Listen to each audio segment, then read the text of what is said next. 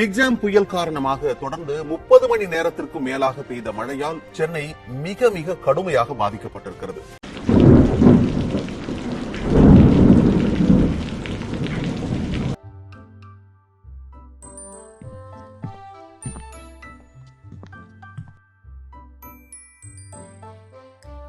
அம்மா, வெளியே ரொம்ப நேரமாக மழை பெஞ்சிக்கிட்டே இருக்குமா. ஐ, வெளியே ரெயின்போ தெரியுது. நான் போய் பார்க்க போறேன். பார்க்க எவ்வளோ அழகா இருக்கு. ரெயின்போவில் 7 கலர்ஸ் இருக்கும்னு படிச்சிருக்கோமே. சரி, எண்ணி பார்ப்போம். 1 2 3 4 5 6 7.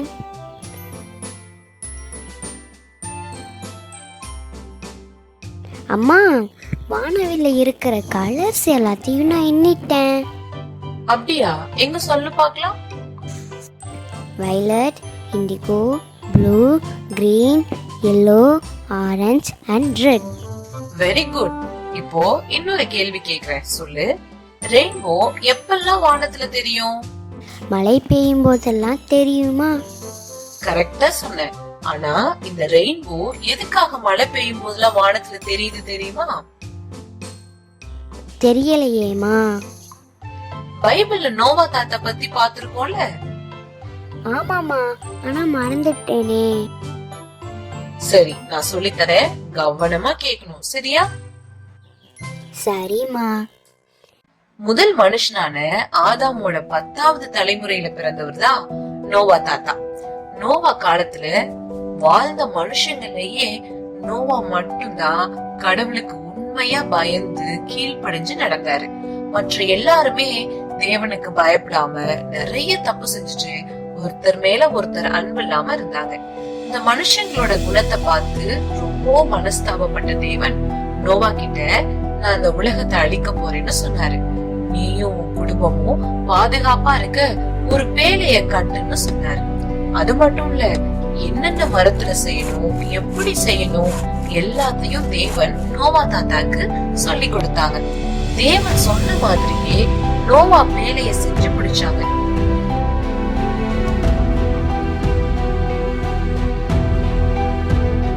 ஒரு நாள் வானத்துல பெரிய சத்தத்தோட எல்லா பறவை நிறுத்தினதும் ஒவ்வொரு ஜோடியா பேழைய வந்து அடைச்சிச்சு.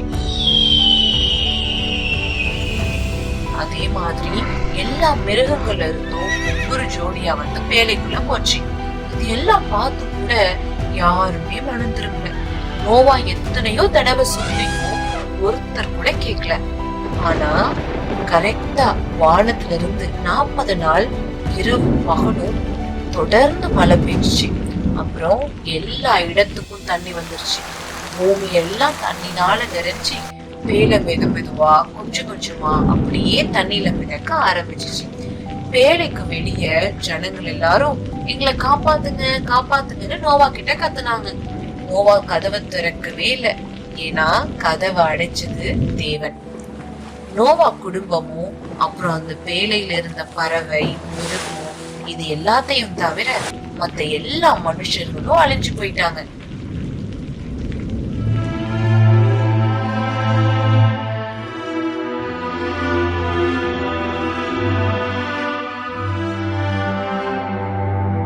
ரொம்ப நாளைக்கு அப்புறம் தண்ணி வத்தின பிறகு பேழை அரராத் அப்படிங்கிற ஒரு உயரமான மலையில போய் நின்னுச்சு.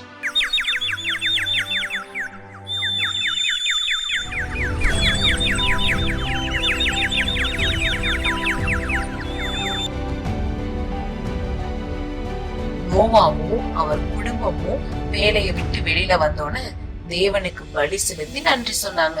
ஏன்னா இவ்வளவு பெரிய அழிவுல இருந்து தேவன் அவங்கள காப்பாத்துனாங்கல்ல, அதுக்கு நன்றி உள்ளவர்களா நோவாவும் அவங்க குடும்பமும் கர்த்தருக்கு நன்றி சொன்னாங்க. உடனே வானத்துல வானவில் தெரிஞ்சது. இனிமே நான் அந்த உலகத்தை எப்பவும் தண்ணினால அழிக்க மாட்டேன் அப்படின்னு காட் நோவாவுக்கு ப்ராமிஸ் பண்ணாங்க. நமக்கும் இப்பவும் தெரியுற எல்லா ரெயின்போவும் இததான் சொல்லுது. தேவனுடைய ப்ராமிஸ நமக்கு ஒவ்வொரு ரெயின்போஸும் ஞாபகப்படுத்திக்கிட்டே இருக்கு. ஆனா தேவன் 2ஆம் வருகையில வரும்போது அவருக்கு கீழ்ப்படியாம வாழ்ந்த எல்லாரையும் நிச்சயமா அழிப்பாங்க. அதனால நம்ம ரொம்பவும் தேவனுக்கு பயந்து கீழ்ப்படிந்து வாழணும் Peter.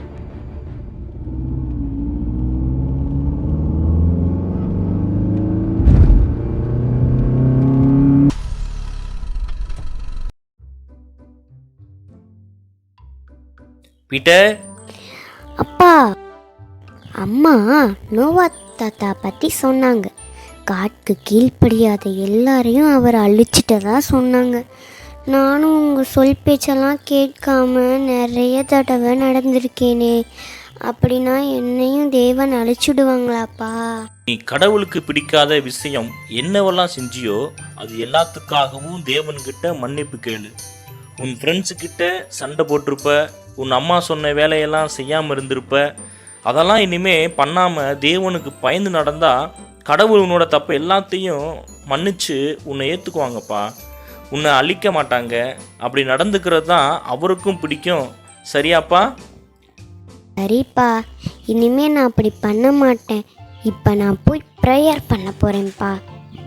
Very good Peter. Friends, நான் இப்போ காட் கிட்ட ப்ரேயர் பண்ண போகிறேன். நீங்களும் பண்ணுங்க. பாய்.